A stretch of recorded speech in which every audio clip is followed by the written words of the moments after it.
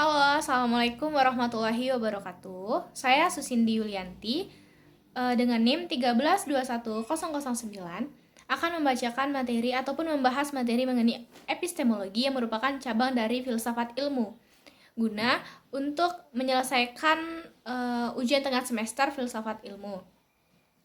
Kemudian lanjut saja kepada pembahasan yang pertama, yaitu epistemologi. Epistemologi itu berasal dari bahasa Yunani yang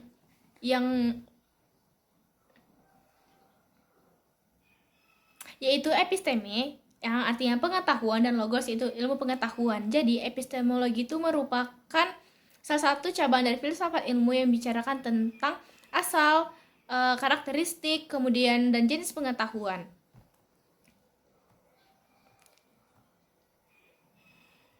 Menurut Abdullah Amin, epistemologi adalah cabang filsafat ilmu yang membahas hakikat, kebenaran, dan sumber metode dan struktur pengetahuan.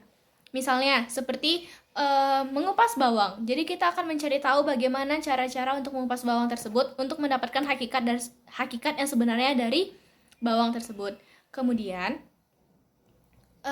jadi dapat disimpulkan bahwa epistemologi itu adalah yang membahas proses bagaimana pengetahuan, hal-hal apa saja yang diperhatikan untuk memperoleh pengetahuan tersebut.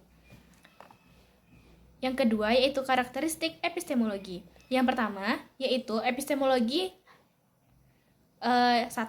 Akal dan panca indera sebagai sumber utama pengetahuan manusia. Ciri khas pertama dan mungkin utama dari pengetahuan barat adalah sumber ilmunya yang hanya terbatas pada akal panca indera. Jika dicermati, semua aliran pemikiran yang bergulat di alam pikiran barat, baik itu rasionalisme, empirisme, dan realisme, ateisme, agnostisme, dan lain sebagainya, yaitu ekstensi dari menggunakan panca indera. Jadi yang paling utama dari itu adalah untuk menggunakan semua panca indera yang digunakan oleh manusia. Yang kedua yaitu dikotomisasi.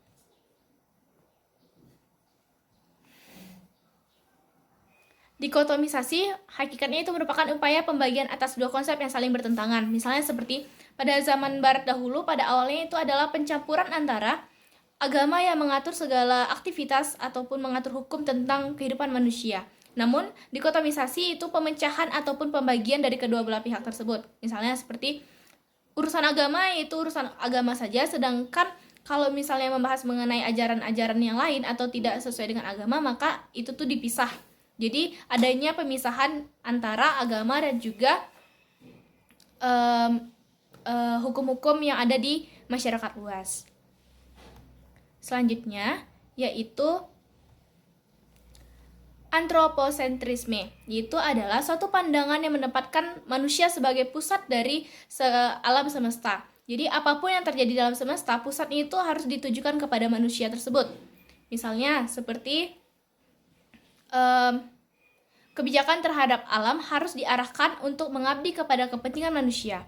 Pandangan moral lingkungan yang antroposentrisme disebut juga sebagai human-centered ethic karena pengendalian kedudukan dan peran moral lingkungan hidup terpusat pada manusia. Kemudian yang keempat yaitu pertentangan atas dimensi spiritual. Masalah yang paling besar dalam ilmu kontemporer adalah sikap barat terhadap agama yang dicirikan oleh ketidakpercayaan terhadap agama. Hal ini berkaitan erat dengan sikap ajaran sarjana barat yang menganggap bahwa Tuhan dan agama hanyalah ilusi yang dihasilkan oleh manusia. Sehingga dapat dipahami dampak destruktif terbesar dari World War V Barat terhadap ilmu adalah berpalingnya ilmu dengan sengaja maupun tidak dari tujuan awal yang mulia yakni keadilan dan perdamaian menjadi kezaliman dan kekacauan akibat terburuk bagi masyarakat adalah pengingkaran terhadap Tuhan dari hari kiamat. Juga agama menjadi musuh besar dan musuh bebuyutan ilmu pengetahuan. Kemudian yang keempat itu ketidakpastian tiada henti. Jadi epistemologi barat mengangkat keraguan sebagai sumber untuk mencari pengetahuan tersebut. Jadi dengan adanya keraguan-keraguan tersebut, maka kita akan meneliti lebih dalam lagi mengenai pembahasan itu. Kemudian yang kedua yaitu sekularisasi. Masyarakat sekuler hanya memikirkan kehidupan dunia dan benda-benda mati. Jadi maksudnya adalah dunia barat ketika nalar agama digantikan oleh nalar akal, sehingga sekularisme adalah pemusatan pikiran pada dunia material lebih banyak daripada dunia spiritual. Kemudian yang ketujuh yaitu desakralisasi. Menurut analisis Syed Hussein Nas, Descartes adalah orang yang sangat banyak memberikan andil terhadap dekralisasi ilmu di dunia barat ketika Descartes membuat basis baru bagi ilmu dengan memunculkan kesadaran individu sebagai subjek berpikir. Kemudian yang kedelapan yaitu empirisasi, yaitu ilmuwan-ilmuwan sekunder hanya menganggap valid informasi yang diperoleh melalui pengamatan indrawi karena bagi mereka satu-satunya sumber ilmu pengetahuan adalah empiris melalui persepsi indrawi, lebih khususnya melalui metode induksi.